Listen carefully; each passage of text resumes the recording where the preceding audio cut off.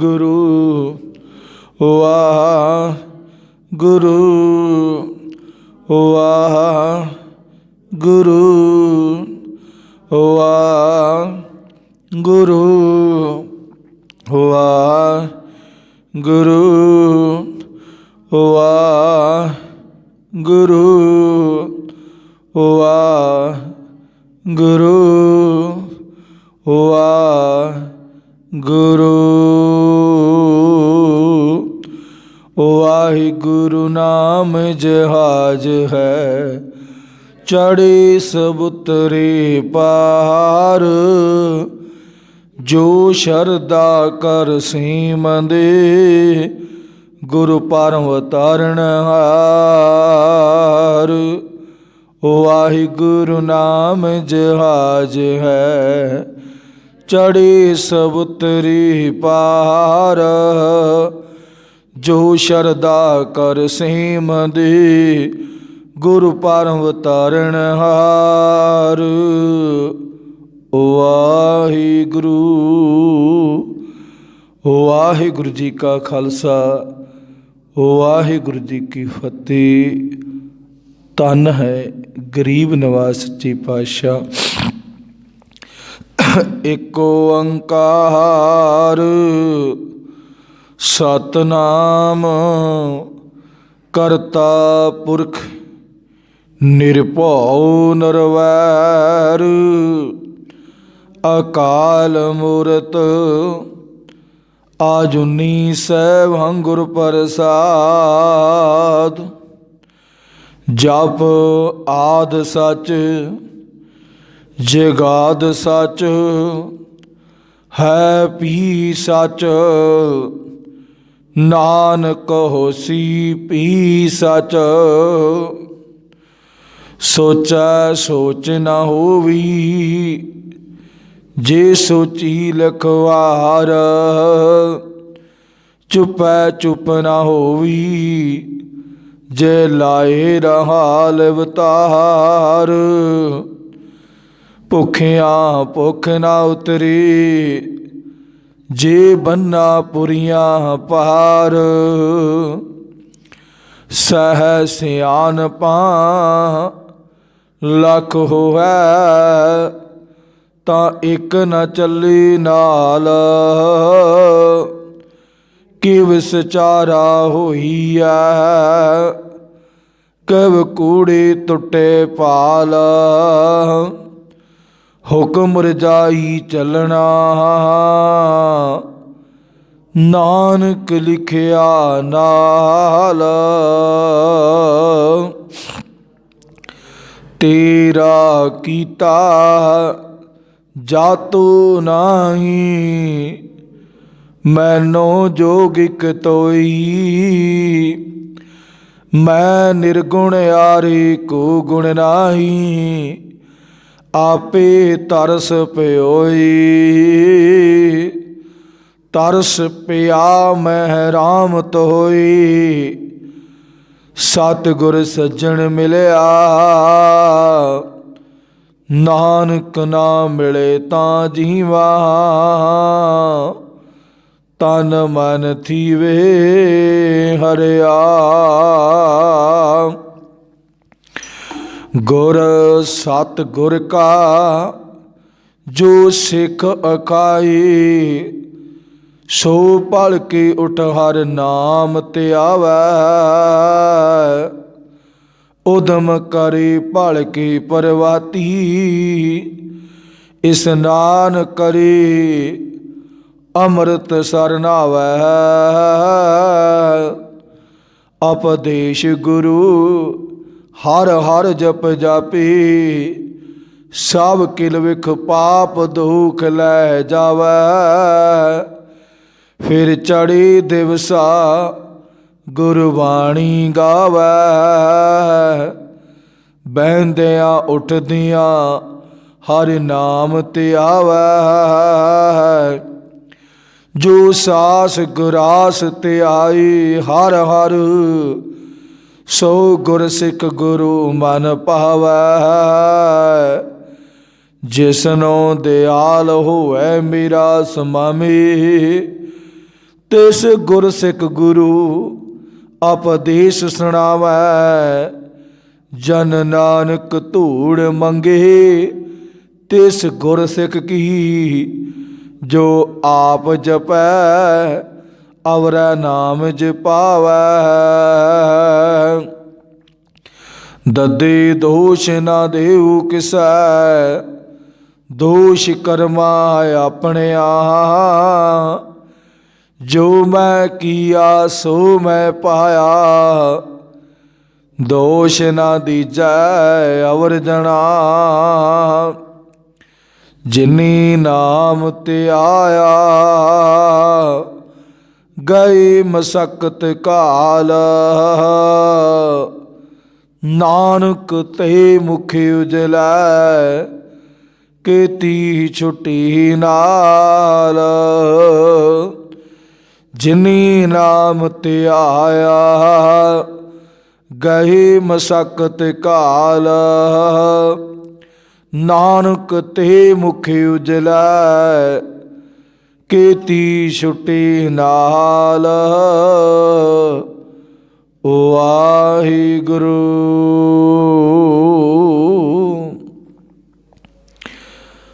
धन धन धन ਸਾਹਿਬ ਸ੍ਰੀ ਗੁਰੂ ਗ੍ਰੰਥ ਸਾਹਿਬ ਮਹਾਰਾਜ ਜੀ ਦੀ ਅੰਮ੍ਰਿਤਮਈ ਬਾਣੀ। ਧੁਰ ਕੀ ਬਾਣੀ ਆਈ, ਤਨ ਸਗਲੀ ਚਿੰਤ ਮਿਟਾਈ। ਜੁਗੋ ਜੁਗ ਅਟਲ ਧੰਨ ਧੰਨ ਸਾਹਿਬ ਸ੍ਰੀ ਗੁਰੂ ਗ੍ਰੰਥ ਸਾਹਿਬ ਮਹਾਰਾਜ ਜੀ ਦੀ ਅੰਮ੍ਰਿਤਮਈ ਬਾਣੀ ਦੀ ਲਗਾਤਾਰ ਗੁਰੂ ਸ਼ਬਦ ਵਿਚਾਰ ਚੱਲਦੀ ਆ ਰਹੀ ਹੈ। ਆਓ ਗੁਰਮੁਖ ਪਿਆਰਿਓ, ਗੁਰੂ ਸਵਾਰਿਓ, ਸਤਿਗੁਰੂ ਸੱਚੇ ਪਾਤਸ਼ਾਹ ਅੱਜ ਵੀ ਸਾਡੇ 'ਤੇ ਕਿਰਪਾ ਕਰਨ ਕੇਸੀ ਗੁਰੂ ਸਾਹਿਬ ਜੀ ਦੀ ਬਾਣੀ ਦੀ ਵਿਚਾਰ ਕਰਨ ਦੀ ਕੋਸ਼ਿਸ਼ ਕਰੀਏ। ਵਿਚਾਰ ਕਰਕੇ ਗੁਰੂ ਦਾ ਸ਼ਬਦ ਆਪਣੇ ਹਿਰਦਿਆਂ 'ਚ ਵਸਾਈਏ, ਗੁਰੂ ਵਾਲੇ ਬਣ ਜਾਈਏ। ਗੁਰੂ ਦੀ ਮੱਤ ਦੇ ਅਨੁਸਾਰ ਸਤਿਗੁਰੂ ਸੱਚੇ ਪਾਤਸ਼ਾਹ ਇਸ ਰਹਿੰਦੀ ਦੁਨੀਆ 'ਤੇ ਸਾਡੇ ਤੋਂ ਇਸ ਤਰ੍ਹਾਂ ਦੇ ਕਾਰੋਬਾਰ, ਕਾਰ ਵਿਹਾਰ, ਕਰਮ ਕਰਵਾਉਣ ਜੋ ਕਿ ਪਰਮਾਤਮਾ ਨੂੰ ਚੰਗੇ ਲੱਗਣ, ਤਾਂ ਕਿ ਸਾਡਾ ਇਹ ਮਿੱਟੀ ਦਾ ਪੁਤਲਾ ਪਾਪੀ ਹਿਰਦਾ ਗੁਰੂ ਚਰਨਾਂ ਜੁੜ ਕੇ ਸੰਸਾਰ 'ਤੇ ਆਇਆ ਸਫਲ ਹੋ ਜਾਵੇ। ਆਓ ਗੁਰਮੁਖ ਪਿਆਰਿਓ, ਗੁਰੂ ਸਵਾਰਿਓ, ਲਗਾਤਾਰ ਗੁਰਬਾਣੀ ਦੀ ਵਿਚਾਰ ਚੱਲਦੀ ਆ ਰਹੀ ਹੈ। 3-4 ਦਿਨ ਆਪਾਂ ਸਾਰਿਆਂ ਨੂੰ ਪਤਾ ਹੈ ਕਿ ਜੋ ਅੱਜ ਸੰਸਾਰ 'ਤੇ ਆਪਣੇ ਭਾਰਤ ਵਿੱਚ ਹੋ ਰਿਹਾ, ਉਹਦੇ ਇਸ ਪ੍ਰਥਾएं ਜਿੰਨਾ ਕੁ ਪਰਮਾਤਮਾ ਨੇ ਕਿਰਪਾ ਕੀਤੀ ਹੈ ਨਾਲ ਸੰਯੋਗ ਦੇਣਾ ਚਾਹੀਦਾ ਹੈ। 3-4 ਦਿਨ ਵਿਚਾਰ ਨਹੀਂ ਹੋ ਰਹੀ। ਅੱਜ ਫਿਰ ਗੁਰੂ ਦੀ ਕਿਰਪਾ ਸਦਕਾ ਆਪਾਂ ਵਿਚਾਰ ਕਰਨ ਦੀ ਕੋਸ਼ਿਸ਼ ਕਰਾਂਗੇ। ਗੁਰਬਾਣੀ ਸ਼ੁਰੂਆਤ ਸੰਗਰਾਂਦ ਤੋਂ ਇੱਕ ਦਿਨ ਬਾਅਦ ਵਿੱਚ ਭਗਤਾਂ ਦੀ ਬਾਣੀ ਪ੍ਰਾਰੰਭ ਹੋਈ ਸੀ, ਜਿਸ ਦੇ ਵਿੱਚ ਗੁਰਬਾਣੀ ਭਗਤ ਕਬੀਰ ਜੀ ਦੀ ਚੱਲਦੀ ਆ ਰਹੀ ਹੈ। ਰਾਗ ਆਸਾ ਹੈ ਔਰ ਧੰਨ ਧੰਨ ਸਾਹਿਬ ਸ੍ਰੀ ਗੁਰੂ ਗ੍ਰੰਥ ਸਾਹਿਬ ਮਹਾਰਾਜ ਜੀ ਦੀ ਅੰਮ੍ਰਿਤਮਈ ਬਾਣੀ ਵਿੱਚ ਭਗਤ ਕਬੀਰ ਜੀ ਦੇ ਮਖਾਰ ਬਿੰਦ ਵਿੱਚੋਂ ਆਚਾਰਨ ਕੀਤੀ ਗਈ ਗੁਰਬਾਣੀ ਦੀ ਆਪਾਂ ਉਸ ਦਿਨ ਵੀ ਵਿਚਾਰ ਕੀਤੀ ਸੀ ਅਤੇ ਅੱਜ ਵੀ ਗੁਰਮੁਖ ਪਿਆਰਿਓ, ਭਗਤ ਕਬੀਰ ਜੀ ਸਾਨੂੰ ਉਸ ਪਰਮਾਤਮਾ ਦੇ ਪ੍ਰਥਾएं ਕੀ ਸਮਝਾਉਣਾ ਕਰਦੇ ਨੇ, ਕੀ ਸਾਡੇ 'ਤੇ ਕਿਰਪਾ ਕਰਦੇ ਨੇ, ਕੀ ਪਰਮਾਤਮਾ ਦੀ ਸਾਡੇ ਉੱਤੇ ਕਿਰਪਾ ਹੋਣੀ ਚਾਹੀਦੀ ਹੈ। ਆਓ ਗੁਰਮੁਖ ਪਿਆਰਿਓ, ਗੁਰੂ ਸਵਾਰਿਓ, ਗੁਰਮਰਜ਼ਾਦਾ ਦੇ ਅਨੁਸਾਰ ਪਹਿਲਾਂ ਆਪਾਂ ਗੁਰਬਾਣੀ ਪਾਠ ਪੜ੍ਹ ਲਈਏ, ਤਾਂ ਕਿ ਗੁਰੂ ਦੇ ਸ਼ਬਦ ਦੀ ਸਾਨੂੰ ਚੰਗੀ ਤਰ੍ਹਾਂ ਸਮਝ ਲੱਗ ਜਾਵੇ, ਸਾਡੀ ਸਮਝ ਵਿੱਚ ਪੈ ਜਾਵੇ ਗੁਰੂ ਦਾ ਸ਼ਬਦ। ਆਓ ਗੁਰਮੁਖ ਪਿਆਰਿਓ ਗੁਰਬਾਣੀ ਦੇ ਨਾਲ ਜੁੜੀਏ। ਸਤਨਾਮ ਸ਼੍ਰੀ ਵਾਹਿਗੁਰੂ ਸਾਹਿਬ ਜੀ। ਆਸਾ ਗਾਜ ਸਾਡੇ ਤੈ ਤੈ ਧੋਤੀਆਂ ਤੇਰੇ ਪੈਨ ਤੱਗ ਗਲੀ ਜਿੰਨਾ ਜਪ ਮਾਲੀਆਂ ਲੋਟੇ ਹੱਥ ਨ ਬੱਗ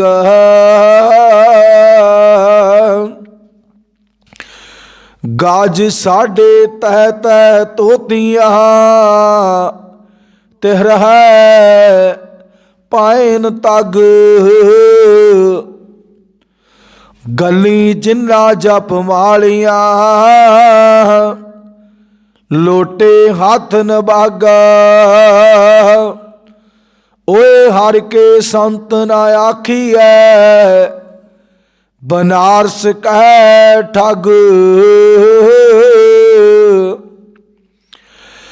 ਐਸੇ ਸੰਤ ਨਾਮ ਹੋ ਕੋ ਭਾਵੈ ਡਾਲਾ ਸਿਉ ਪੇਡਾ ਗਟਕਾਵੈ ਰਹਾਉ ਬਾਸਣ ਮਾਂਜ ਚਰਾਵੈ ਉਪਰ ਕਾਠੀ ਧੋਏ ਜਲਾਵੈ ਬਸੁੱਧਾ ਖੋਦ ਕਰੈ ਦੋਹੇ ਚੁੱਲ੍ਹੇ ਸਾਰੇ ਮਾਨਸ ਖਾਵੈ ਓਏ ਪਾਪੀ ਸਦਾ ਫਿਰੈ ਅਪਰਾਧੀ ਮੁਖੋਂ ਅਪਰਸ ਕਹਾਵੈ ਸਦਾ ਸਦਾ ਫਿਰੈ ਅਭਮਾਨੀ ਸਗਲ ਕੁਟੁੰਬ ਡੁਬਾਵੈ ਜਿਤ ਕੋ ਲਾਇਆ ਤਿਤ ਹੀ ਲਾਗਾ ਤੈਸੇ ਕਰਮ ਕਮਾਵੈ ਕਹੋ ਕਬੀਰ ਜਿਸ ਸਤਿਗੁਰ ਭੇਟੇ ਪੁਨਰਪ ਜਨਮ ਨ ਆਵੈ ਜਿਤ ਕੋ ਲਾਇਆ ਤਿਤ ਹੀ ਲਾਗਾ ਤੈਸੇ ਕਰਮ ਕਮਾਵੈ ਕਹੋ ਕਬੀਰ ਜਿਸ ਸਤਿਗੁਰ ਭੇਟੈ ਪੁਨਰਪ ਜਨਮ ਨ ਆਵੈ ਵਾਹਿਗੁਰੂ।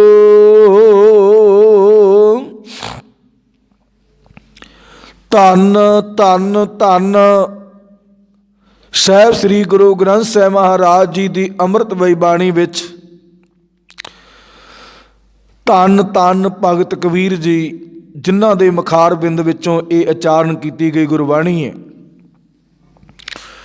ਭਗਤ ਕਬੀਰ ਜੀ ਉਸ ਸਮੇਂ ਦੇ ਹਾਲਾਤ, ਕਿਉਂਕਿ ਭਗਤ ਕਬੀਰ ਜੀ ਇਤਿਹਾਸ ਦੱਸਦਾ ਹੈ ਕਿ ਗੁਰੂ ਨਾਨਕ ਦੇਵ ਮਹਾਰਾਜ ਜੀ ਤੋਂ ਪਹਿਲਾਂ ਹੋਏ ਨੇ।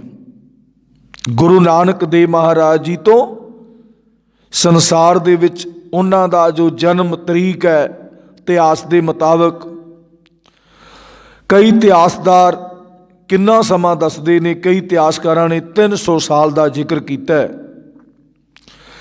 300 ਸਾਲ ਪਹਿਲਾਂ ਦਾ ਭਗਤ ਕਬੀਰ ਜੀ ਦਾ। ਚਲੋ ਆਪਾਂ ਇਹਨਾਂ ਦਾ ਇਤਿਹਾਸ ਨਹੀਂ ਪੜ੍ਹਿਆ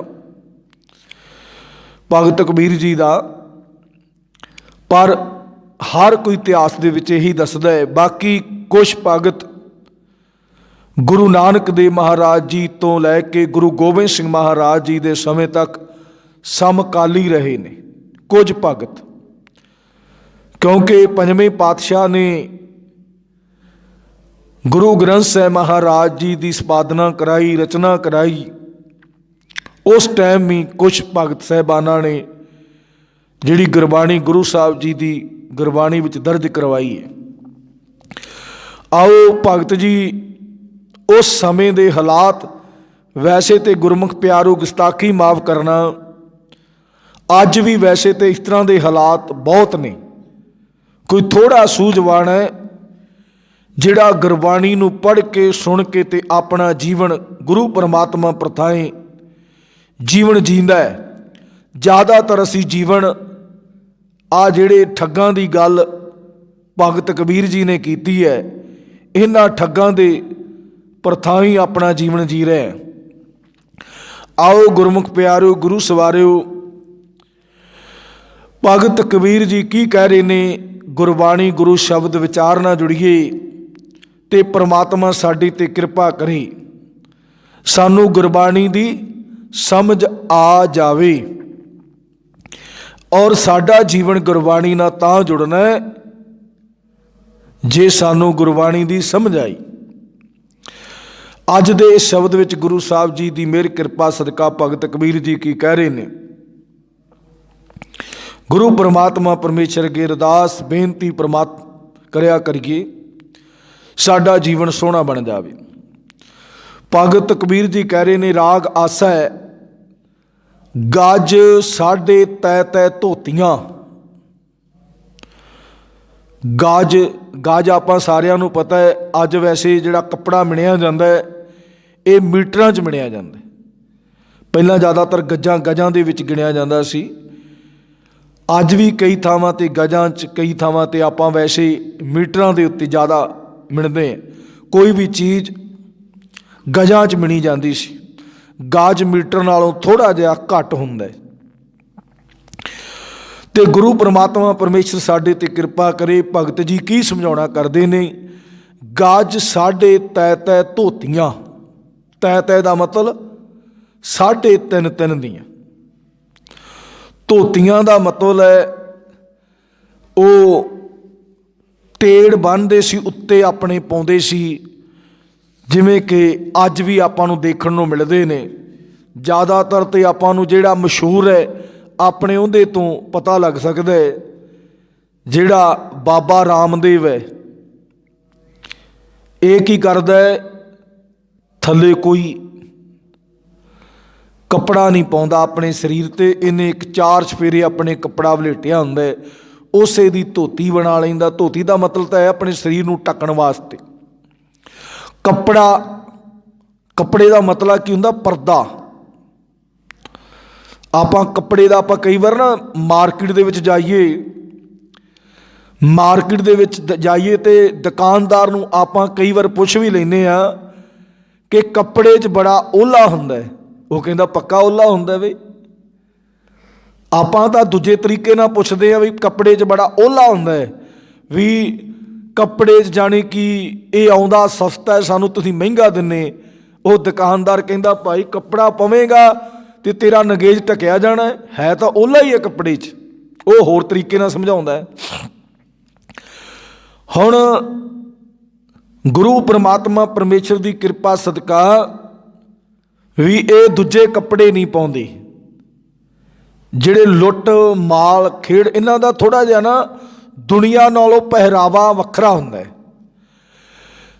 ਤੇ ਭਗਤ ਕਬੀਰ ਜੀ ਨੇ ਉਸ ਟਾਈਮ ਜਿਹੜੇ ਧਰਮ ਦੇ ਠੇਕੇਦਾਰ ਸੀ, ਜਿਹੜੇ ਧਰਮ ਨੂੰ ਜਾਣੀ ਕਿ ਆਪਣੇ ਆਪ ਨੂੰ ਪਰਮਾਤਮਾ ਨਾਲ ਜੁੜੇ, ਵੀ ਸਾਡੇ ਤੋਂ ਉੱਤੇ ਕੋਈ ਨਹੀਂ, ਅਸੀਂ ਪਰਮਾਤਮਾ ਨੂੰ ਧਿਆਇਆ ਤੇ ਪਰਮਾਤਮਾ ਨੂੰ, ਉਹਨਾਂ ਦਾ ਜਾਣੀ ਕਿ ਜਿਹੜਾ ਪਹਿਰਾਵਾ ਸੀ ਉਸ ਸਮੇਂ ਦਾ।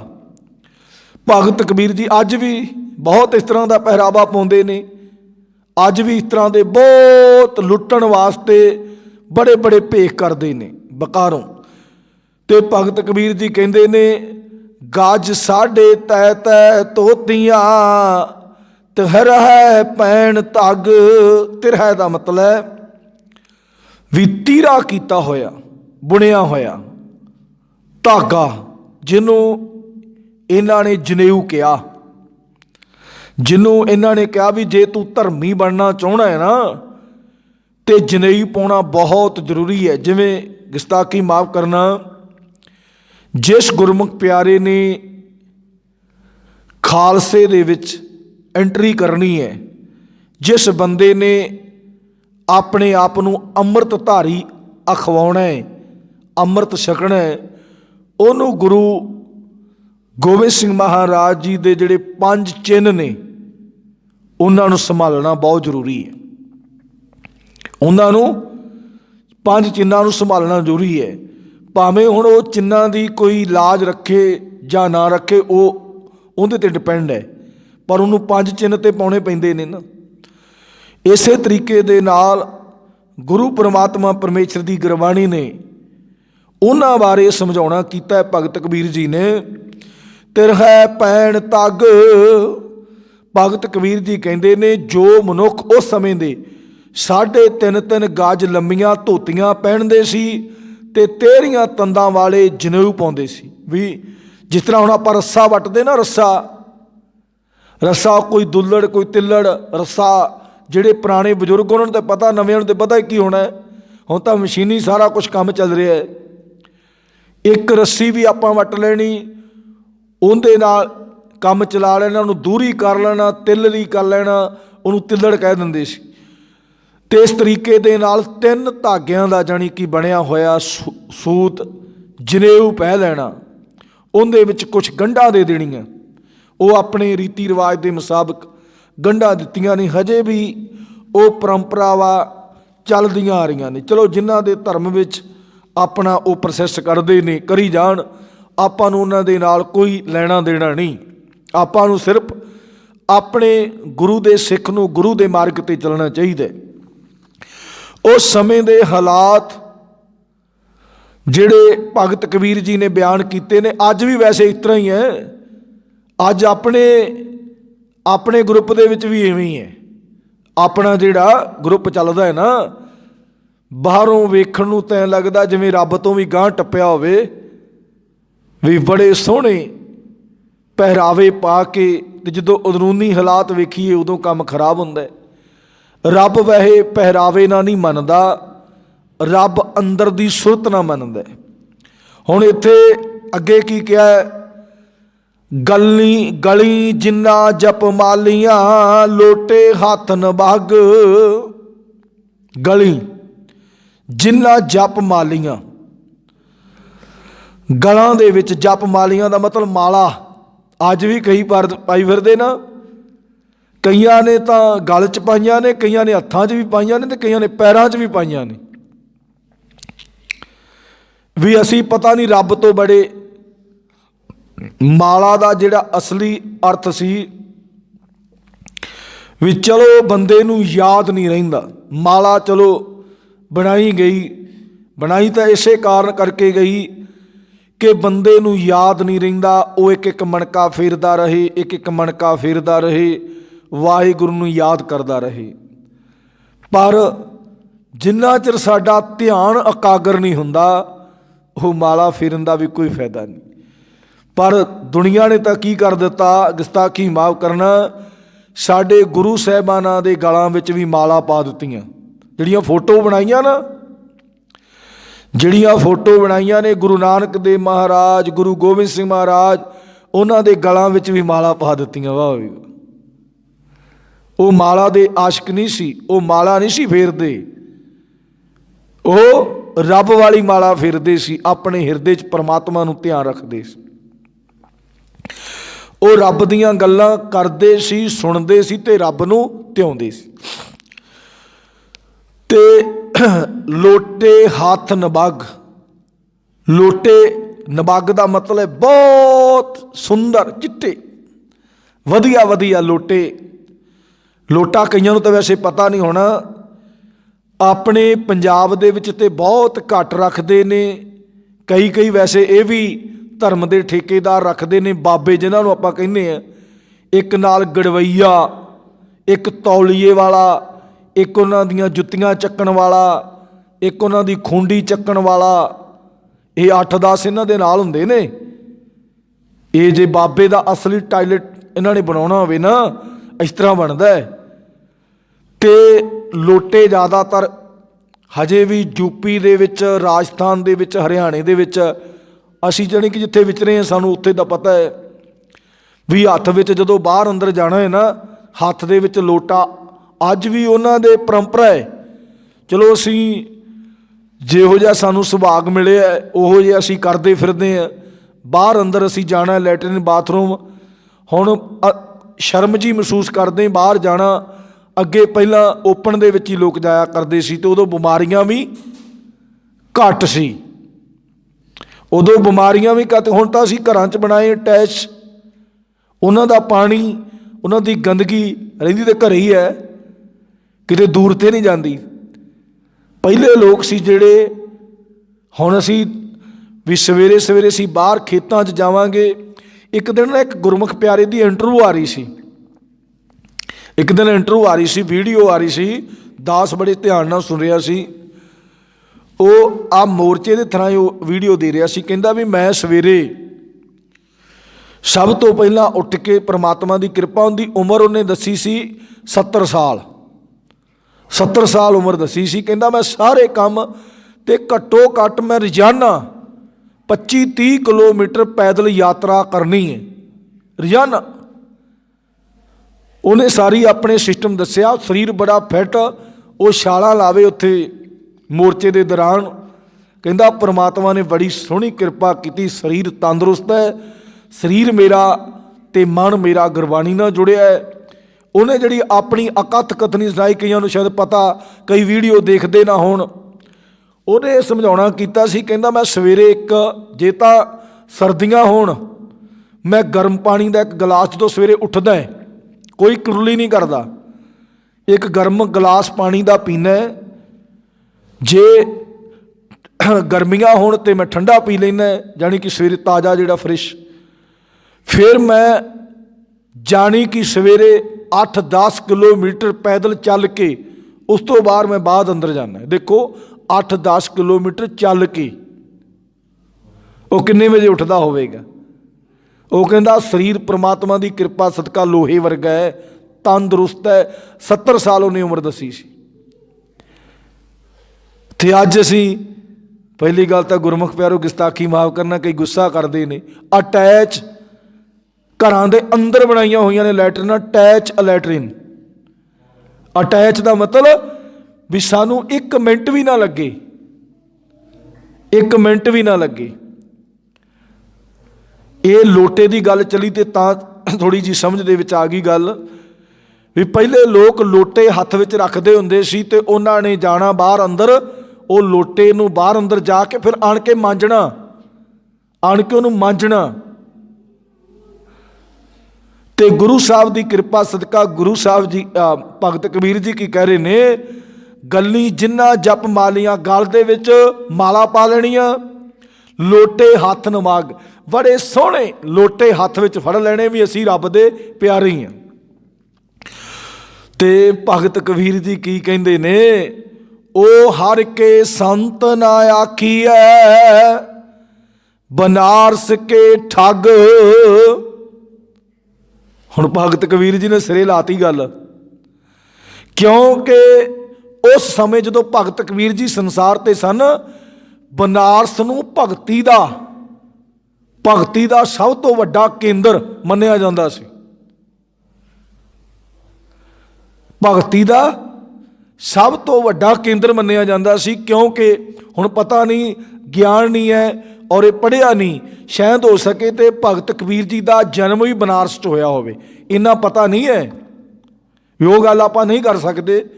ਭਗਤ ਕਬੀਰ ਜੀ ਦਾ ਸ਼ਾਇਦ ਜਨਮ ਹੀ ਬਨਾਰਸ 'ਚ ਹੋਇਆ। ਸਭ ਤੋਂ ਜ਼ਿਆਦਾ ਠੱਗ ਬਨਾਰਸ 'ਚ ਰਹਿੰਦੇ ਸੀ, ਜਿਹੜੇ ਦੁਨੀਆ ਲੁੱਟਣ ਵਾਲੇ। ਇਸੇ ਕਰਕੇ ਭਗਤ ਕਬੀਰ ਜੀ ਨੇ ਕਿਹਾ ਵੀ ਜਿਨ੍ਹਾਂ ਦੇ ਇਸ ਤਰ੍ਹਾਂ ਚਿੱਟੀਆਂ ਧੋਤੀਆਂ ਬੜੀਆਂ ਸੋਹਣੀਆਂ, ਜਨੇਊ ਪਾਏ ਹੋਣ, ਜਪ ਮਾਲਾ ਪਾਈਆਂ ਹੋਣ, ਵੀ ਮਾਲਾ ਪਾਈਆਂ ਹੋਣ। ਅੱਜ ਕਈ ਤਾਂ 15-15, 20 ਪਾਈ ਫਿਰਦੇ ਨੇ। ਚਲੋ ਉਸ ਸਮੇਂ ਉਹਨਾਂ ਨੇ ਚਾਹੁੰਦੇ 1 ਜਾਂ 2 ਪਾਈਆਂ ਹੋਣ। ਤੇ ਚੰਗਾ ਜਿਹਨੇ ਐਡਰੈਸ ਕੀਤਾ, ਜਿਹਨੇ ਚੰਗਾ ਸੋਹਣਾ। ਹੁਣ ਕਈ ਬੰਦੇ ਇਸ ਤਰ੍ਹਾਂ ਦੇ ਨੇ, ਚੋਲੇ ਨੂੰ ਤਾਂ ਵੀ ਚਿੱਟਾ ਹੀ ਰੱਖਦੇ ਨੇ ਚੋਲਾ, ਅੰਦਰੂਨੀ ਹਾਲਾਤ ਬੜੇ ਮਾੜੇ ਨੇ। ਗੱਡੀਆਂ ਨੂੰ ਧੱਕੇ ਲਵਾਈ ਜਾਂਦੇ ਨੇ ਬਿਨਾਂ ਮਤਲਬ ਤੋਂ। ਪਰਮਾਤਮਾ ਦੀ ਬਾਣੀ ਨੇ ਤਾਂ ਦੱਸਿਆ ਹੀ ਨਹੀਂ ਵਿੱਚ ਕਿਤੇ। ਅਸੀਂ ਤਕਰੀਬਨ ਪੜ੍ਹਦੇ ਹਾਂ, ਗੁਰੂ ਦੀ ਕਿਰਪਾ ਸਦਕਾ ਸਾਰੀਆਂ ਸੰਗਤਾਂ ਪੜ੍ਹਦੀਆਂ ਨੇ। ਉਹ ਗੱਡੀਆਂ ਨੂੰ ਧੱਕੇ ਲਵਾਈ ਜਾਂਦੇ ਨੇ, ਚਿੱਟੇ ਚੋਲੇ ਮੈਲੇ ਨਹੀਂ ਹੋਣ ਦਿੰਦੇ। ਥਾਂ ਥਾਂ 'ਤੇ ਉਹਨਾਂ ਨੇ ਆਪਣੇ ਇਹ ਠੱਗਣ ਦੇ ਬੜੇ ਵੱਡੇ ਸਮਝ ਲਓ ਵੀ ਇਹ ਢਾਂਸ ਬਣਾਏ ਨੇ। ਤੇ ਹੁਣ ਭਗਤ ਕਬੀਰ ਜੀ ਕੀ ਕਹਿੰਦੇ ਨੇ, ਉਹ ਹਰ ਕੈ ਸੰਤ ਨਾ ਆਖੀਏ। ਉਹ ਪ੍ਰਮਾਤਮਾ ਦੇ ਸੰਤ ਨਹੀਂ ਹੈ। ਬਨਾਰਸ ਕੈ ਠੱਗ, ਵੀ ਜਿਵੇਂ ਬਨਾਰਸ ਦੇ ਵਿੱਚ ਠੱਗੀ ਮਹਿਕਮਾ ਚੱਲਦਾ ਸੀ, ਇਵੇਂ ਹੀ ਅੱਜ ਵੀ ਹੈ। ਅੱਜ ਵੀ ਜਿੱਥੇ ਜਿੱਥੇ ਵੱਡੇ ਨੇ ਉੱਥੇ ਜਾ ਕੇ ਦੇਖੋ, ਠੱਗ ਦਾ ਹੀ ਸਿਸਟਮ ਚੱਲਦਾ। ਠੱਗੀ ਦਾ ਸਿਸਟਮ ਬਹੁਤ ਵੱਡਾ ਚੱਲ ਰਿਹਾ। ਥਾਂ ਥਾਂ 'ਤੇ ਸਟੈਂਡ ਬਣਾਏ ਨੇ। ਆਪਣੇ ਤਾਂ ਪੰਜਾਬ ਦੇ ਵਿੱਚ 850 ਦੀ ਗਿਣਤੀ ਹੈ, ਪੰਜਾਬ ਇਕੱਲੇ 'ਚ ਹੀ। ठग सिस्टम दी। गुरु परमात्मा परमेश्वर की कृपा सदका भगत कबीर जी कहते भी जिन्हां दे कई बार ना आपां रोड ते चलदे ना, रोड ते किते चराहा दराहा आ जावे, दराहे का मतलब दो जगह नूं रोड मुड़न वाला, चराहे का मतलब 4 जगह नूं ये रोड मुड़दा है। उत्थे लिख के लाया हुंदा पहला स्टॉप ठहरो, स्टॉप का मतलब हुंदा ठहरो, फिर लिखा हुंदा लुक, लुक का मतलब वेखो, गो लिखा हुंदा, गो का मतलब जाओ, अंग्रेजी च भी लिखा हुंदा, हिंदी च भी लिखा हुंदा, पंजाबी च भी लिखा हुंदा। पर असीं इन्हां नूं मन्नण लगे, असीं वेंदे नहीं भी किधर नूं जाना है। असीं तां कहंदे बाबा जी का ड्रैस बहुत वधिया है, बाबा जी तां दाग लगण नहीं दिंदा, उन्हें किहड़ा काम करना है, उन्हें किहड़ा खेतीबाड़ी करनी, उन्हें किहड़ा माल डंगर, अपनी अंधी ज्ञान रियायत अंधी रियायत ज्ञान भी होनी, बस अंधी रियायत ने मगर लग गया, एक गया दूजा गया तीजा गया चौथा गया, बस आही सिस्टम चली जाना। गुरु परमात्मा परमेश्वर की बाणी ने सानू समझाउणा कीता है कि बंदिया हर एक नूं रब दा भगत ना मन लई। जिन्हें बाहरों ड्रेस वधिया वो बनारस का ठग ही है, क्योंकि भगत कबीर जी का बनारस के ठग्गां नाल वाह पिया, बनारस के ठग्गां नाल वाह पिया, तो तां ही सानू समझाउणा कीता है। पर साडा वाह भी पै जांदा है, पर सानू दिखदा नहीं भी ये ठग है कि कौन है। ते भगत कबीर जी ने कहा ओ हर कै संत ना आखिए, परमात्मा का नाम ध्यान वाले नहीं उन्होंने कह सकते बनारस कै ठग। ते अगे भगत कबीर जी ने रहाऊ की पंक्ति में कहा, ऐसे संत ना मोह को भावै, डाला सो पेडा गटकावै। हुण इत्थे भगत जी की कहंदे ने, ऐसे संत ना मोह को भावै, एहो जे संत ना तो मैनू चंगे लगते ने ते ना परमात्मा नू चंगे लगते ने, जेड़े मूँह दे विच राम राम ते बगल विच छुरी। अज बहुत ऐसे लोग ने बाहरों देखण नू ते भगत लगते ने ते अंदरों लुटेरे, लोकां नू लुट्टण वास्ते सिस्टम बनाया, जंजाल बनाया। ते जिहड़ा बेचारा किते रब दा जिन्हें नां नहीं लिया, जिन्हें किते रब नू जपिया नहीं, किन्ने गुरबाणी दी स्टडी नहीं कीती, भोला पंछी वो इन्हां दे जंजाल विच फस जांदा है, वो इन्हां दे जंजाल दे विच फस जांदा है। ते भगत कबीर जी कहंदे, हुण आपां कई बार कहने ना भी निंदिया, हुण भगत कबीर जी ने निंदिया नहीं की, सलीयत हकीकत दसी है।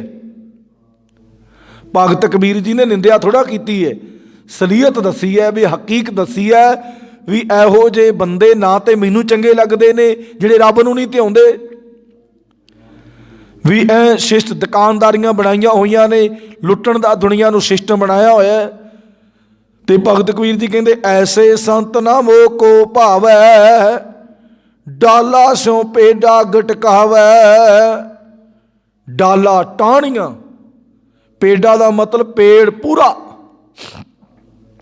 एक तो गुरमुख प्यारो आपां देखते ना भी आ जिहड़े जानवर आ, कई जिहड़े जिन्हां नूं चारा नहीं मिलता, जंगलों च जाके पता लगता, जंगलों के विच जिहड़े उत्थे फालतू जानवर बहुत तुरे फिरदे ने, उन्हां नूं खाण वास्ते कुछ नहीं मिलता, वो पहला पत्ते खांदे ने, टाहनियां खांदे ने, मुड़ के दरख्तां नूं चक मारने शुरू करते, सक ला ला के खा जाते हैं, क्योंकि पेट तो भरना है, अंदर कोई चीज़ तो लिजानी पवेगी, फिर ही वो अंदरों भुख मिटेगी, खा जाते हैं। हुण भगत कबीर जी कहंदे, डाला सो पेडा गटकावै। गटकावे का मतलब एक तो चलो होए दुनिया के जिहड़े जानवर ने वो पेड़ पौधे टाहनियां समेत खा जाते हैं। कहंदे ये जिहड़े बंदे ने ना, एहो जे जिहड़े संत ने, एहो जे जिहड़े अपने आप नूं रब दे प्यारे ने, कहंदे मुड्ढों पट के ही दरख्त खा जाते हैं। मतलब की है ਦੁਨੀਆ ਨੂੰ ਮੁੱਢੋਂ ਹੀ ਜਾੜ ਦਿੰਦੇ ਨੇ।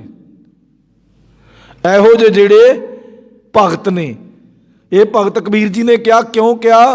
ਕਹਿੰਦੇ ਇਹ ਤਾਂ ਬੰਦੇ ਨੂੰ ਸਾਰੇ ਨੂੰ ਹੀ ਬਰਬਾਦ ਕਰ ਦਿੰਦੇ ਨੇ, ਨਾ ਉਧਰ ਜੋਗਾ ਰੱਖਦੇ ਨੇ ਨਾ ਉਧਰ ਜੋਗਾ। ਉਹਦੇ ਤੋਂ ਉਲਟ ਸੁਲਟ ਕਾਰਵਾਈਆਂ ਕਰਵਾਈ ਜਾਣੀਆਂ, ਤੂੰ ਇਸ ਤਰ੍ਹਾਂ ਕਰਿਆ ਕਰ, ਇੱਥੋਂ ਮੰਨ, ਇਹਨੂੰ ਆ ਕਰ। ਤੇ ਗੁਰੂ ਸਾਹਿਬ ਜੀ ਕਹਿੰਦੇ, ਭਗਤ ਜੀ ਕਹਿੰਦੇ ਨੇ ਕਿ ਉਹ ਸਾਰਾ ਕੁਛ ਹੀ ਮੁੱਢੋਂ ਹੀ ਖਾੜ ਕੇ ਖਾ ਜਾਂਦੇ ਨੇ। ਐਸੇ ਸੰਤ ਨਾ ਮੋਹ ਕੋ ਪਾਵੈ, ਡਾਲਾ ਸੋਂ ਭੇਡਾ ਗਟਕਾਵੈ। ਗਟਕਾਵੇ ਦਾ ਮਤਲਬ ਖਾ ਜਾਣਾ। ਭਗਤ ਕਬੀਰ ਜੀ ਕਹਿੰਦੇ ਨੇ ਮੈਨੂੰ ਇਹੋ ਜਿਹੇ ਸੰਤ ਚੰਗੇ ਨਹੀਂ ਲੱਗਦੇ, ਨਾ ਹੀ ਪ੍ਰਮਾਤਮਾ ਨੂੰ ਚੰਗੇ ਲੱਗਦੇ ਨੇ, ਜੋ ਮੂਲ ਤੋਂ ਹੀ ਟਹਿਣੀਆਂ ਸਮੇਤ ਹੀ ਜਾਣੀ ਕਿ ਪੇੜ ਨੂੰ ਖਾ ਜਾਂਦੇ ਨੇ, ਜੋ ਮਾਇਆ ਦੀ ਖਾਤਰ ਮਨੁੱਖਾਂ ਨੂੰ ਜਾਨੋਂ ਮਾਰ ਕੇ ਸਕੋਚ ਨਹੀਂ ਕਰਦੇ। ਆ ਸਰਸੇ ਵਾਲੇ ਨੇ ਕੀ ਕੀਤਾ ਸੀ? ਸਰਸੇ ਵਾਲੇ ਦੀਆਂ ਕਰਤੂਤਾਂ ਦਾ ਜਿਹਨੂੰ ਪਤਾ ਲੱਗਦਾ ਸੀ, ਉਹ ਕਹਿੰਦਾ ਮੈਂ ਰੌਲਾ ਪਾਉਂ, ਉਹਨੂੰ ਮਰਵਾ ਦਿੰਦਾ ਸੀ। ਇੱਥੋਂ ਤੱਕ ਵੀ ਆਪਾਂ ਵੀਡੀਓ ਸੁਣੀ, ਚਲੋ ਦੁਨੀਆ ਨੂੰ ਪਤਾ ਲੱਗ ਗਿਆ ਇਹਨੇ ਗੁਰਤਾ ਗੱਦੀ ਵੀ ਮਾਇਆ ਦੀ ਖਾਤਰ ਵੀ ਐਡਾ ਵੱਡਾ ਮੈਂ ਡੇਰਾ ਸੰਚਾਲਕ ਹੈ। ਪਹਿਲੇ ਬਾਬੇ ਨੂੰ ਮਾਰ ਕੇ ਵੀ ਖਾ ਗਿਆ, ਪਹਿਲੇ ਬਾਬੇ ਨੂੰ ਮਾਰ ਕੇ ਖਾ ਗਿਆ। ਤੇ ਅੱਜ ਸਲਾਖਾਂ 'ਚ ਹੈ। ਵੈਸੇ ਤਾਂ ਹਜੇ ਉਹ ਮਗਰਮੱਛ ਮੂੰਹ ਮਾਰਦਾ ਬਾਹਰ ਨੂੰ ਆਉਣ ਦੀ ਖਾਤਰ। ਪਿੱਛੇ ਸਰਕਾਰਾਂ ਨੇ 2-3 ਦਿਨ ਬਾਹਰ ਦੀ ਪਰੋਲ ਦਿੱਤੀ ਸੀ ਇਹਨੂੰ, ਕਿਉਂਕਿ ਐਡਾ ਵੱਡਾ ਮਗਰਮੱਛ ਹੈ, ਉਹਨੂੰ ਭੁੱਖ ਲੱਗਦੀ ਹੈ। ਉਹਨੇ ਤਾਂ ਜਿਵੇਂ ਕਹਿੰਦੇ ਨਾ ਸਮੁੰਦਰ 'ਚੋਂ ਬਾਹਰ ਆਣ ਕੇ ਵੀ ਚੱਕ ਮਾਰਨੇ ਨੇ, ਜਿਹੜੀ ਚੀਜ਼ ਮਿਲ ਗਈ ਖਾ ਜਾਣੀ। ਇਸੇ ਤਰੀਕੇ ਦੇ ਨਾਲ ਗੁਰੂ ਸਾਹਿਬ ਜੀ ਦੀ ਮਿਹਰ ਕਿਰਪਾ ਸਦਕਾ ਭਗਤ ਕਬੀਰ ਜੀ ਕਹਿੰਦੇ ਨੇ ਇਹੋ ਜਿਹੇ ਸੰਤ ਮੈਨੂੰ ਤੇ ਚੰਗੇ ਨਹੀਂ ਲੱਗਦੇ, ਨਾ ਪ੍ਰਮਾਤਮਾ ਨੂੰ ਚੰਗੇ ਲੱਗਦੇ ਨੇ, ਤੇ ਉਹ ਮਾਇਆ ਦੀ ਖਾਤਰ ਮਨੁੱਖਾਂ ਨੂੰ ਜਾਨੋਂ ਹੀ ਮਾਰ ਕੇ ਖਾ ਜਾਂਦੇ ਨੇ। ਵੀ ਮਾਇਆ ਦਾ ਕਮਾਉਣ ਦਾ ਸਿਸਟਮ ਉਹਨਾਂ ਦਾ ਤਰੀਕਾ ਇਹ ਹੁੰਦਾ, ਕਿਸੇ ਦੇ ਜ਼ਰੀਏ ਉਹਨਾਂ ਨੇ ਮਾਇਆ ਕਮਾਉਣੀ ਹੁੰਦੀ ਹੈ, ਕਿਸੇ ਦੇ ਜ਼ਰੀਏ। ਤੇ ਜਿਹਨੂੰ ਪਤਾ ਲੱਗ ਜਾਂਦਾ ਉਹਨੂੰ ਮਾਰ ਦਿੰਦੇ, ਗੱਡੀ ਚੜਾ ਦਿੰਦੇ ਵੀ ਉਹ ਗਿਆ। ਫਿਰ ਉਹਨੂੰ ਸ਼ਰਧਾਂਜਲੀਆਂ ਵੀ ਭੇਟ ਕਰਦੇ ਨੇ ਵੀ ਸਾਡੇ ਡੇਰੇ ਦੀ ਖਾਤਰ, ਸਾਡੇ ਖਾਤਰ ਪਤਾ ਨਹੀਂ ਕੀ ਕੁਛ ਕਰ ਦਿੱਤਾ। ਬਹੁਤੇ ਥਾਵਾਂ 'ਤੇ ਇਸ ਤਰ੍ਹਾਂ ਦਾ ਸਿਸਟਮ ਚੱਲਦਾ ਹੈ। ਐਸੀ ਰਹਾਉ ਦੀ ਪੰਕਤੀ ਤੇ ਅੱਗੇ ਭਗਤ ਜੀ ਕਹਿੰਦੇ ਬਾਸਣ ਮਾਝ ਚਰਾਵੈ ਉਪਰ, ਕਾਠੀ ਧੋਏ ਜਲਾਵੈ, ਬਸੁੱਧਾ ਖੋਦ ਕਰੈ ਦੋਵੇਂ ਚੁੱਲ੍ਹੇ, ਸਾਰੇ ਮਾਨਸ ਖਾਵੈ। ਇੱਥੇ ਬਾਸਣ ਮਾਂਜ ਚਰਾਵੈ ਉੱਪਰ, ਬਾਸਣ ਕਹਿੰਦੇ ਨੇ ਭਾਂਡੇ ਨੂੰ। ਭਗਤ ਕਬੀਰ ਜੀ ਕਹਿੰਦੇ ਨੇ ਇਹੋ ਜਿਹੇ ਬੰਦੇ ਭਾਂਡੇ ਮਾਂਜ ਕੇ, ਕਹਿੰਦੇ ਵੀ ਚੰਗੀ ਤਰ੍ਹਾਂ ਸੁੱਚੇ, ਭਾਂਡੇ 'ਚ ਕੋਈ ਮੈਲ ਨਹੀਂ ਹੋਣੀ ਚਾਹੀਦੀ। ਭਾਂਡੇ ਮਾਂਜ ਕੇ ਉਹ ਕਹਿੰਦੇ ਵੀ ਚੜਾਉਂਦੇ ਨੇ ਚੁੱਲ੍ਹੇ ਤੇ ਨਾਲ ਹੀ ਭਗਤ ਕਬੀਰ ਜੀ ਕੀ ਕਹਿੰਦੇ ਨੇ ਕਾਠੀ ਧੋ ਜਲਾਵੈ। ਇਹ ਤਾਂ ਗੁਰੂ ਨਾਨਕ ਦੇਵ ਮਹਾਰਾਜ ਨੇ ਵੀ ਇਸ ਸੀਨ ਤੱਕਿਆ ਕਿ ਜਦੋਂ ਹਰਿਦੁਆਰ ਗਏ ਤੇ ਉੱਥੇ ਗੁਰਮੁਖ ਪਿਆਰੋ ਇੱਕ ਬੰਦਾ ਲੱਕੜਾਂ ਨੂੰ ਧੋ ਕੇ ਸੁਕਾ ਕੇ ਪਹਿਲਾਂ ਚੁੱਲ੍ਹੇ ਨੂੰ ਸਾਫ਼ ਕਰਕੇ ਉਹਨੇ ਚੰਗੀ ਤਰ੍ਹਾਂ ਗੋਹਾ ਮਾਰ ਕੇ ਫਿਰ ਉੱਤੇ ਆਪਣਾ ਭੋਜਨ ਪਕਾਇਆ। ਤੇ ਗੁਰੂ ਨਾਨਕ ਦੇਵ ਮਹਾਰਾਜ ਸੱਚੇ ਪਾਤਸ਼ਾਹ ਮਰਦਾਨੇ ਨੂੰ ਕਹਿੰਦੇ ਜਾ ਮਰਦਾਨਿਆ ਉਹਨਾਂ ਦੇ ਕੋਲ ਦੀ ਲੰਘ ਜਾ ਚੁੱਲ੍ਹੇ 'ਤੇ, ਕਿਉਂਕਿ ਇਹਨਾਂ ਦੇ ਚੁੱਲ੍ਹੇ ਦੇ ਕੋਲ ਦੀ ਜਿਹੜਾ ਲੰਘ ਜਾਂਦਾ ਪਿੱਟਿਆ ਜਾਂਦਾ ਸੀ, ਚੁੱਲ੍ਹਾ ਪਿੱਟਿਆ ਜਾਂਦਾ ਵੀ ਸਾਫ਼ ਕੀਤਾ, ਸਾਰਾ ਕੁਛ ਕੀਤਾ। ਤੇ ਉਹ ਲੱਕੜਾਂ ਲੈ ਕੇ, ਬਲਦੀਆਂ ਲੱਕੜਾਂ ਲੈ ਕੇ ਭਾਈ ਮਰਦਾਨੇ ਦੇ ਮਗਰ ਲੱਗ ਗਿਆ। ਤੇ ਫਿਰ ਗੁਰੂ ਸਾਹਿਬ ਜੀ ਨੇ ਉਸ ਟਾਈਮ ਗੋਹੇ ਤੇ ਲੱਕੜੀ ਅੰਦਰ ਕੀੜਾ ਹੋਏ, ਵੀ ਗੋਹੇ ਤੇ ਲੱਕੜੀ ਦੇ ਅੰਦਰ ਕੀੜਾ ਹੈ, ਤੂੰ ਕਿੱਥੇ ਸਮਝਦਾ ਫਿਰਦਾ ਵੀ ਮੈਂ ਪਾਪ ਨਹੀਂ ਕੀਤਾ, ਸੁੱਚਾ ਹੈ, ਤੇਰਾ ਮਨ ਤੇ ਮੈਲਾ ਹੈ। ਇਸੇ ਤਰੀਕੇ ਦੇ ਨਾਲ ਭਗਤ ਕਬੀਰ ਜੀ ਕਹਿ ਰਹੇ ਬਾਸਣ ਮਾਂਜ ਚਰਾਵੈ ਉੱਪਰ, ਜਾਣੀ ਕਿ ਭਾਂਡੇ ਨੂੰ ਮਾਂਜ ਕੇ ਧੋ ਕੇ ਬੜੇ ਸੋਹਣੇ ਨਾਲ ਚੁੱਲ੍ਹੇ ਨੂੰ ਵੀ ਸਾਫ਼ ਕਰਕੇ ਫਿਰ ਇਹ ਭਾਂਡਾ ਰੱਖਦਾ ਉੱਤੇ ਵੀ ਮੈਂ ਬੜਾ ਸੁੱਚਾ ਹੈ। ਤੇ काठी धो जलावै। काठी कहते लकड़ नूं, लकड़ नूं धो के फिर सुकाउंदा है ते फिर उहनूं बालदा है। बसुधा खोद करੈ दोहें चुल्हे, सारे मानस खावै। भगत जी कहते बसुधा धरती खोद के पुट के, भी मैं किसी का नुकसान नहीं करना, अपने आप नूं भी सुच्चा सुच्चा अपने आप नूं सुच्चा तो किनू करना, मन नूं करना सी, पर मन नूं सुच्चा तो होया ना। ते भगत कबीर जी कहते ने ये लोग धरती पुट के दो चुल्हे बनाउंदे ने, भांडे मांज के चुल्हिਆਂ उत्ते रखते ने, हेठां लकड़ियां धो के बालते ने। सोच तां इहो जी पर करतूत ये नहीं। समੁੱਚੇ मनुख खा जाते ने, मनुख नूं तां खा जाते ने, भी उन्होंने लुट के खा जाते ने, पर अपने आप नूं बड़ा बाहरों साडे भी करते हैं ना। साडी मत वाले भी कहते जे बाथरूम जाना तां भी बर्तन कपड़े धो के कछहरा धो के भी दाग नहीं लगन देना। तो जिहड़ा बेचारा हुण सारी दिहाड़ी किरत करदा है, कमाई करदा है, लेबर वाला बंदा, वो तो फिर रब नूं प्यारा ही नहीं लगेगा। जिहड़ा लेबर वाला बंदा है वो तो रब दा ही बनाया ना।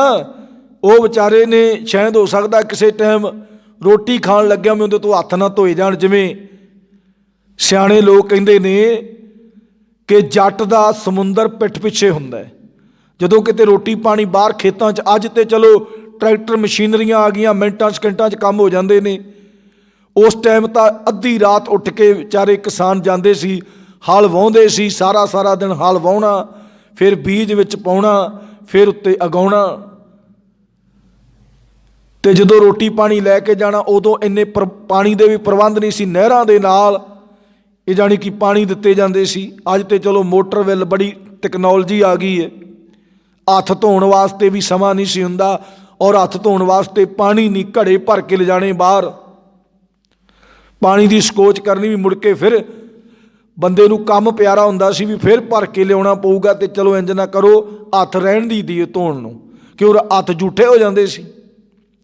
ਉਹ पिठ ਦੇ ਪਿੱਛੇ थोड़े ਜਿਹੇ संभाल के ਤੇ ਵਧੀਆ ਆਪਣੇ ਆਪ ਨੂੰ ਸਾਫ਼। कई बार ਆਪਾਂ ਹੁਣ ਵੀ कई बार ਆਪਾਂ ਕੋਈ ਚੀਜ਼ ਖਾਣੀ ਹੋਵੇ ਤੇ ਹੱਥ ਝਾੜ ਕੇ, ਮਿੱਟੀ ਦਾ ਕੰਮ ਕਰਦੇ ਹੋਈਏ ਆਪਾਂ ਹੱਥ ਝਾੜ ਲੈਨੇ, ਧੋਂਦੇ ਨਹੀਂ, ਵੀ ਜਿੰਨਾ ਚਿਰ ਧੋਵਾਂਗੇ ਸਮਾਂ ਬਰਬਾਦ ਹੋਏਗਾ। ਹੁਣ ਭਗਤ ਕਬੀਰ ਜੀ ਨੇ ਕਿਹਾ ਇਹ ਲੋਕ ਕੀ ਕਰਦੇ ਨੇ, ਇੱਕ ਧਰਤੀ ਨੂੰ ਪੁੱਟ ਕੇ ਦੋ ਚੁੱਲ੍ਹੇ ਬਣਾਉਂਦੇ ਨੇ, ਭਾਂਡੇ ਮਾਂਜ ਕੇ ਚੁੱਲ੍ਹਿਆਂ ਉੱਤੇ ਰੱਖਦੇ ਨੇ, ਹੇਠਾਂ ਲੱਕੜੀਆਂ ਧੋ ਬਾਲਦੇ ਨੇ। ਸੁੱਚ ਤਾਂ ਇਹੋ ਜੀ ਪਰ ਕਰਤੂਤ ਨਹੀਂ ਏ। ਸੁੱਚ ਵੀ ਬਾਹਰੋਂ ਸੁੱਚਮਤਾ ਬਹੁਤ ਰੱਖਦੇ ਨੇ। ਤੇ ਭਗਤ ਕਬੀਰ ਜੀ ਨੇ ਕਿਹਾ ਵੀ ਇਹ ਜਿਹੜਾ ਸਮੁੱਚਾ ਬੰਦਾ ਹੈ, ਮਨੁੱਖ ਹੈ, ਉਹਨੂੰ ਤਾਂ ਖਾ ਜਾਂਦੇ ਨੇ। ਭਗਤ ਜੀ ਕੀ ਕਹਿੰਦੇ ਨੇ, ਸਾਰੇ ਮਾਨਸ ਖਾਵੈ। ਸਾਰੇ ਮਾਨਸ ਖਾਵੈ। ਮਾਨਸ ਨੂੰ ਤਾਂ ਮਾਇਆ ਕਰਕੇ ਲੁੱਟਣ ਲੱਗੇ 1 ਮਿੰਟ ਲਾਉਂਦੇ ਨੇ, ਮਾਨਸ ਨੂੰ ਤੇ ਖਾ ਜਾਂਦੇ ਨੇ। पर इन्हां दी सोच किधर गई। अगे भगत कबीर जी कहते ने, ओ पापी सदा फिरै अपराधी, मुखों अपरस कहावै। कहते है पापी, ओ है पापी, लोकां नाल पाप करदा, धोखा करदा, लोकां नाल पता नहीं की किहो जे काम करदा है। ओ पापी सदा फिरै अपराधी, मुखों अपरस कहावै। भगत जी कहते इहो जे मंद करमी मनुख सदा वकारां दी खचत फिरदे ने, ਉਹ ਮੂੰਹੋਂ ਖਵਾਉਂਦੇ ਨੇ ਅਸੀਂ ਮਾਇਆ ਦੇ ਨੇੜੇ ਨਹੀਂ ਛੋਂਦੇ। ਅਸੀਂ ਬੜੇ ਅਪਰਸ ਹੈ ਵੀ ਅਸੀਂ ਮਾਇਆ ਨੂੰ ਹੱਥ ਨਹੀਂ ਲਾਉਂਦੇ। ਸਦਾ ਸਦਾ ਫਿਰੈ ਅਵਮਾਨੀ, ਸਗਲ ਕੁਟੁੰਬ ਡਵਾਵੈ। ਸਦਾ ਸਦਾ ਫਿਰੈ ਅਵਮਾਨੀ, ਸਗਲ ਕੁਟੁੰਬ ਡਵਾਵੈ। ਇਹਨਾਂ ਬੰਦਿਆਂ ਨੇ ਕੀ ਕੀਤਾ ਹੈ, ਕਹਿੰਦੇ ਇਹ ਆਪਣੇ ਆਪ ਨੂੰ ਅਪਰਸ ਖਵਾਉਂਦੇ ਨੇ ਵੀ ਅਸੀਂ ਵਿਕਾਰਾਂ ਤੋਂ ਬਿਲਕੁਲ ਪਾਸੇ ਹਾਂ ਤੇ ਮਾਇਆ ਨੂੰ ਨੇੜੇ ਛਾਉਂਦੇ ਨਹੀਂ, ਸਦਾ ਹੰਕਾਰ ਵਿੱਚ ਵੱਜੇ ਫਿਰਦੇ ਨੇ। ਇਹ ਆਪ ਤਾਂ ਡੁੱਬੇ ਹੈ, ਸਾਰੇ ਸਾਥੀਆਂ ਨੂੰ ਵੀ ਨਾਲ ਡੋਬ ਲੈਂਦੇ ਨੇ, ਮੰਦ ਕਰਮਾਂ ਵਿੱਚ ਡੋਬ ਲੈਂਦੇ ਨੇ। ਆਪ ਤਾਂ ਡੁੱਬੇ ਨੇ ਤੇ ਦੂਜਿਆਂ ਨੂੰ ਵੀ ਨਾਲ ਡੋਬ ਲੈਂਦੇ ਨੇ। ਇਹ ਕਿਉਂ ਡੁੱਬਦਾ ਹੈ ਬੰਦਾ? ਇਹ ਬੰਦਾ ਕਿਉਂ ਡੁੱਬਦਾ ਹੈ? ਹੰਕਾਰ ਆ ਜਾਂਦਾ ਹੈ कि मैं बड़ा वड्डा ज्ञानी ध्यानी, अज भी है ने, ਇਸੇ ਕਰਕੇ ਇਹਨਾਂ ਨੇ ਗਿਆਨੀ ਧਿਆਨੀ ਬਣਨ ਦੇ ਕਾਰਨ ਕਰਕੇ ਤਾਂ ਦਿੱਲੀ ਤੋਂ ਪਰੇ ਸਾਰੇ ਦੇਸ਼ਾਂ ਦੇ ਵਿੱਚ ਇਹਨਾਂ ਨੇ ਵੱਡੇ ਵੱਡੇ ਆਪਣੇ ਢਾਂਸ ਬਣਾ ਲਏ ਨੇ ਲੁੱਟਣ ਦੇ। ਗੁਰੂ ਪਰਮਾਤਮਾ ਪਰਮੇਸ਼ਰ ਦੀ ਬਾਣੀ ਨੇ ਇਹ ਸਾਨੂੰ ਸਮਝਾਉਣਾ ਕੀਤਾ ਹੈ, ਸਾਡੇ 'ਤੇ ਕਿਰਪਾ ਕੀਤੀ ਹੈ ਕਿ ਭਾਈ ਇਹ ਇਸ ਤਰ੍ਹਾਂ ਦੇ ਕੰਮ ਕਰਦੇ ਨੇ ਜਿਨ੍ਹਾਂ ਕਾਰਨ ਕਰਕੇ ਆਪਣੇ ਆਪ ਨੂੰ ਬਹੁਤ ਉੱਚੇ ਸਮਝਦੇ ਨੇ ਵੀ ਅਸੀਂ ਰੱਬ ਦੇ ਨੇੜੇ ਹਾਂ। ਰੱਬ ਇਹਨਾਂ ਦੇ ਨੇੜੇ ਨਹੀਂ, ਇਹ ਦੁਨੀਆ ਨੂੰ ਲੁੱਟਣ ਕਰਕੇ ਇਸ ਤਰ੍ਹਾਂ ਦਾ ਸਿਸਟਮ ਬਣਾ ਕੇ ਰੱਖਦੇ ਨੇ। ਇਹ ਭਗਤ ਕਬੀਰ ਜੀ ਨੇ ਸਾਨੂੰ ਸਮਝਾਉਣਾ ਕੀਤਾ। ਹੁਣ ਸਾਡੇ ਸਮਝ ਪੈ ਜਾਵੇ ਜਾਂ ਨਾ ਪਵੇ ਉਹ ਤਾਂ ਰੱਬ ਸਾਡੇ 'ਤੇ ਕਿਰਪਾ ਕਰੇ ਨਾ। ਅੱਗੇ ਭਗਤ ਕਬੀਰ ਜੀ ਅਗਲੀ ਪੰਕਤੀ ਵਿੱਚ ਕੀ ਕਹਿ ਰਹੇ ਨੇ? ਜਿਤ ਕੋ ਲਾਇਆ ਤਿਤ ਹੀ ਲਾਗਾ, ਤੈਸੇ ਕਰਮ ਕਮਾਵੈ। ਭਗਤ ਜੀ ਕਹਿੰਦੇ ਜਿਤ ਕੋ ਲਾਇਆ ਤਿਤ ਹੀ ਲਾਗਾ, ਤੈਸੇ ਕਰਮ ਕਮਾਵੈ। ਭਗਤ ਕਬੀਰ ਜੀ ਕਹਿੰਦੇ ਨੇ ਪਰ ਜੀਵਾਂ ਦੇ ਕੀ ਵੱਸ ਹੈ, ਜਿਸ ਪਾਸੇ ਪ੍ਰਮਾਤਮਾ ਨੇ ਕਿਸੇ ਮਨੁੱਖ ਨੂੰ ਲਾਇਆ ਹੈ ਉਸੇ ਹੀ ਪਾਸੇ ਉਹ ਲੱਗਿਆ ਰਹਿੰਦਾ ਹੈ। ਜੈਸੀ ਮੱਤ ਤੈਸਾ ਪ੍ਰਕਾਸ਼, ਜਿਸ ਤਰ੍ਹਾਂ ਦੀ ਉਹ ਮੱਤ ਦਿੰਦਾ ਹੈ ਉਸ ਤਰ੍ਹਾਂ ਦਾ ਹੀ ਬੰਦਾ ਕੰਮ ਕਰਦਾ ਹੈ। ਵੀ ਧਰਮ ਦੀ ਆੜ ਦੇ ਹੇਠ, ਗੁਰੂ ਦੀ ਆੜ ਦੇ ਹੇਠ ਉਹਨੇ ਕਈ ਕਰਮ ਇਸ ਤਰ੍ਹਾਂ ਦੇ ਕਰ ਜਾਣੇ ਨੇ ਜਿਹੜੇ ਕਿ ਦੁਨੀਆ ਨੂੰ ਅੰਤਮ ਸਮੇਂ ਤੱਕ ਪਤਾ ਨਹੀਂ ਲੱਗਦਾ। ਦੁਨੀਆ ਨੂੰ ਕਿ ਜਿਵੇਂ ਜਿਵੇਂ ਪ੍ਰਮਾਤਮਾ ਉਹਦੇ ਤੋਂ ਕਰਾਉਂਦਾ ਹੈ ਉਵੇਂ ਉਵੇਂ ਉਹ ਕੰਮ ਕਰੀ ਜਾਂਦਾ ਹੈ। ਦੁਨੀਆ ਦੇ ਵੱਸ ਨਹੀਂ, ਜਿੰਨੀ ਕੁ ਉਹਨੂੰ ਸਮਝ ਹੁੰਦੀ ਹੈ। ਹੁਣ ਗੁਰੂ ਦੇ ਗਿਆਨ ਦੀ ਜਿਹਨੂੰ ਕੁਝ ਸਮਝ ਆ ਗਈ, ਗੁਰਬਾਣੀ ਤਾਂ ਸਿਰਫ ਇੱਕੋ ਹੀ ਗੱਲ ਕਰਦੀ ਕਿ ਬੰਦਿਆ ਕੋਈ ਵੀ ਕਿਸੇ ਵੀ ਕੁਆਲਿਟੀ ਦਾ ਬੰਦਾ ਹੋਵੇ, ਭਾਵੇਂ ਉਹ ਗਰੀਬ ਹੋਵੇ, ਭਾਵੇਂ ਅਮੀਰ ਹੋਵੇ, ਭਾਵੇਂ ਉਹ ਲੇਬਰ ਵਾਲਾ ਹੋਵੇ, ਭਾਵੇਂ ਕੋਈ ਰਾਜਾ ਹੋਵੇ, ਭਾਵੇਂ ਕੋਈ ਬੱਚਾ ਹੋਵੇ, ਭਾਵੇਂ ਕੋਈ ਬਜ਼ੁਰਗ ਹੋਵੇ, ਨੌਜਵਾਨ ਹੋਵੇ, ਕਿਸ ਤਰ੍ਹਾਂ ਦਾ ਵੀ ਬੰਦਾ ਹੋਵੇ, ਪਰਮਾਤਮਾ ਦੀ ਬਾਣੀ ਕਹਿੰਦੀ ਸਿਰਫ ਅਕਾਲ ਪੁਰਖ ਨੂੰ ਧਿਆ ਬੰਦਿਆ, ਤੇਰੇ ਅੰਦਰ ਪਰਮਾਤਮਾ ਹੈ। ਤੇ ਅਖੀਰਲੀ ਪੰਕਤੀ ਵਿੱਚ ਭਗਤ ਕਬੀਰ ਜੀ ਕੀ ਕਹਿੰਦੇ ਨੇ? ਕਹੋ ਕਬੀਰ ਜਿਸ ਭੇਟ ਸਤਿਗੁਰ ਭੇਟੇ, ਪੁਨਰਪ ਜਨਮ ਨਾ ਆਵੈ। ਭਗਤ ਕਬੀਰ ਜੀ ਕਹਿੰਦੇ ਆਹ ਕੰਮ ਕਰਨਾ ਚਾਹੀਦਾ ਹੈ। ਕਹੋ ਕਬੀਰ ਜਿਸ ਸਤਿਗੁਰ ਭੇਟੇ। ਭਗਤ ਕਬੀਰ ਜੀ ਨੇ ਆਪਣਾ ਨਾਂ ਨਹੀਂ ਨਾ ਲਿਆ, ਕਿਉਂਕਿ ਪ੍ਰਮਾਤਮਾ ਨੂੰ ਧਿਆਉਂਦੇ ਸੀ, ਪ੍ਰਮਾਤਮਾ ਦਾ ਉਹਨਾਂ ਦੇ ਕੋਲ ਗਿਆਨ ਸੀ।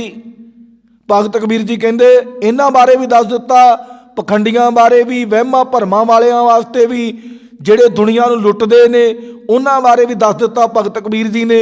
ਭਗਤ ਕਬੀਰ ਜੀ ਕਹਿੰਦੇ ਕਹੋ ਕਬੀਰਾ ਜਿਸ ਸਤਿਗੁਰ ਭੇਟੇ, ਪੁਨਰਪ ਜਨਮ ਨਾ ਆਵੈ।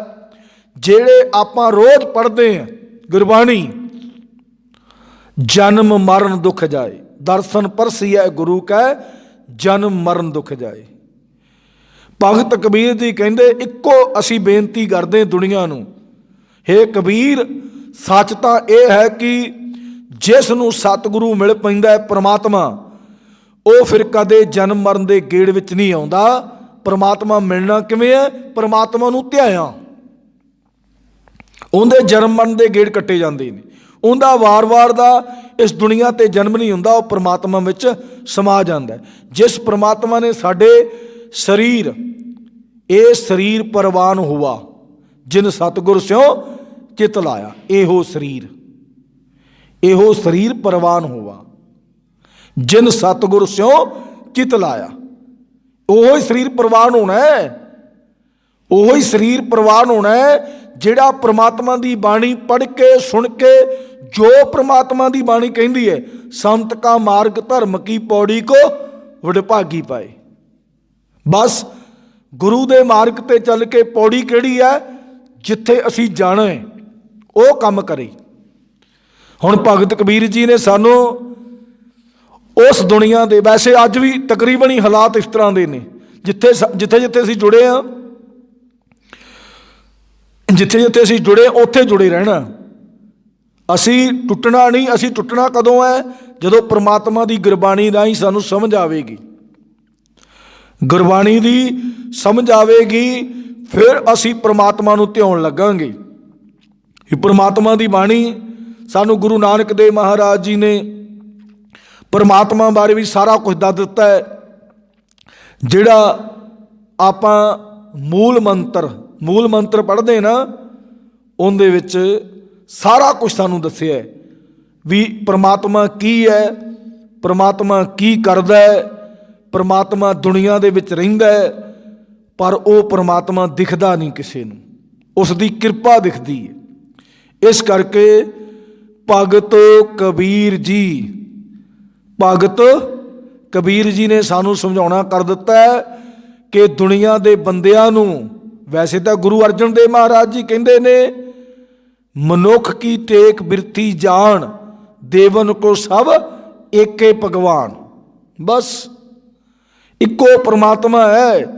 ਤੇਰੇ ਸਰੀਰ ਨੂੰ ਤੰਦਰੁਸਤ ਰੱਖਣਾ, ਤੇਰੇ ਸਰੀਰ, ਗੁਰਬਾਣੀ ਦਾ ਤਾਂ ਇਹੀ ਫੈਸਲਾ ਹੈ ਵੀ ਜੇ ਧਿਆਉਣਾ ਹੈ ਤੇ ਪ੍ਰਮਾਤਮਾ ਨੂੰ ਧਿਆਓ, ਦੁਨੀਆ ਨੂੰ ਨਾ ਧਿਆਓ।